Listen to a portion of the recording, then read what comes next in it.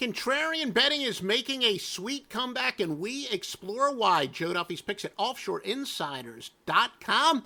Here is how to win by betting against the public, and that's what contrarian betting is.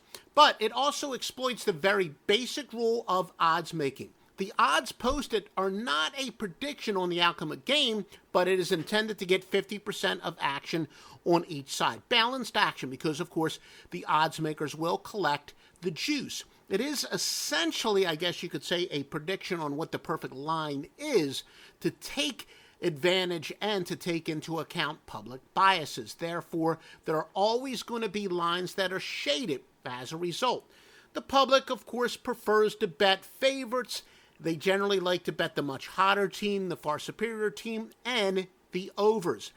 When you have access to the betting percentages, they will reveal the public biases, and you go against them. That's why contrarian betting does work. But it's not based purely on looking at a percentage of bets, and most importantly, it is most effective when it's based on that percentage of bets, not the percentage of money. So yes, a $5 bet will count the same as a $5,000 bet.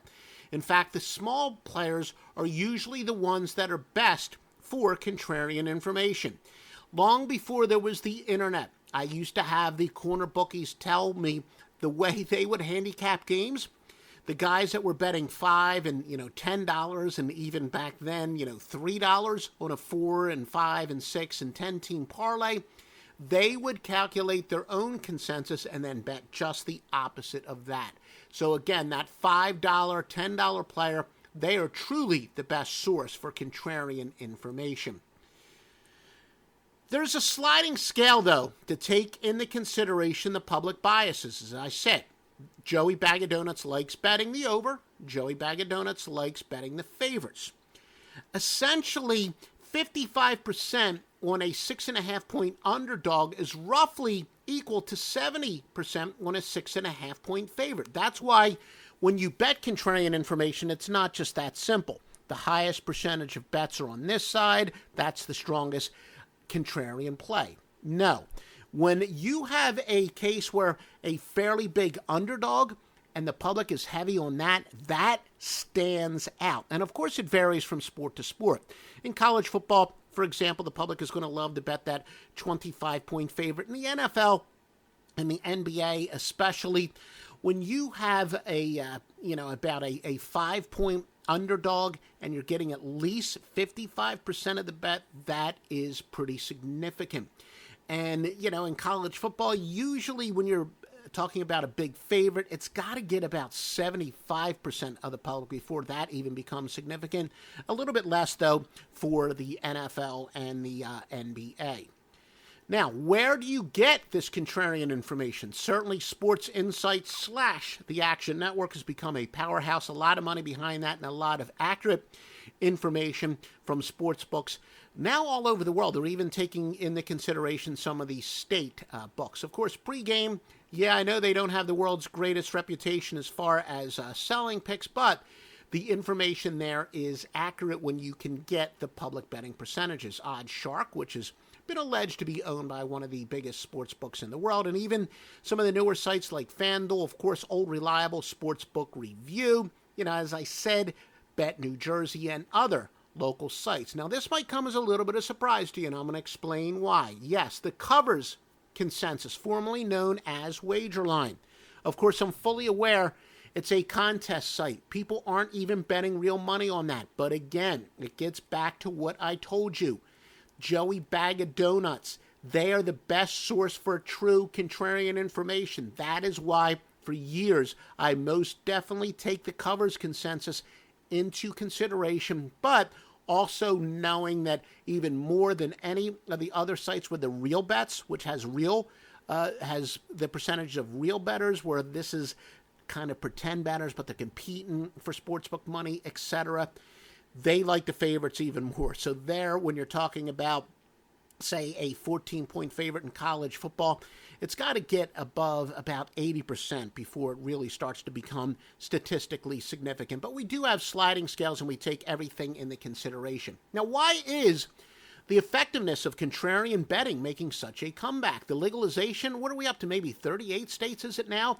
It means that media sites, large and small, they're making picks. And I'm talking about stuff like Sports Illustrated, Sporting News. It is true that CBS and ESPN does have some legitimate handicappers, but most of the other media websites, including local newspapers, they're hiring entry-level writers who know nothing, I mean nothing about gambling, and posting the quintessential square plays where they're just like, going with the superior team, going with the hotter team. Yes, the better team always matches up well against the inferior team. And the truth is, even when you're talking about beat writers, one of the most true tweets that I've seen recently from high profile, Todd Furman, who is a true sharp, he stated something very succinctly, and I've said it many times myself, but there is a humongous difference between knowing sports and knowing handicapping. There are guys out there that could tell you about the strengths and weaknesses of every team off of the top of their head, but it doesn't mean that they're great handicappers. They've got to know how the odds makers work, and also about situational betting and when teams are going to be overvalued and undervalued. That is enormously important as well. So the legalization of gambling means there's more bad information out there, more bad free picks that people are tailing, and therefore the contrarian information is returning to the early part of the century and last century, where it was tremendous source of handicapping information. So again, with the more neophyte gamblers than ever, the better and more effective contrarian information is becoming. Still, that being said, at this point, and it is subject to change, still like contrarian information more as corroborating information, but again, it just continues to gain traction and making as good of a comeback as I've seen. Of course, you really want to win, get Joe Duffy's picks at offshoreinsiders.com. Exploits all the weapons that you have out there, whether it's contrarian information, of course, our world-famous computer systems, which are the envy of the industry. In addition, you get the Master Lock Line, which goes back to 1980 on the Score phones. Heck, I was only in high school at the time. Late Info, which also goes back to the Score phones. Me, I've been winning for you publicly since 1988. And Stevie Vincent's been winning since the free scoreboard days, the early part of the century, all at offshoreinsiders.com.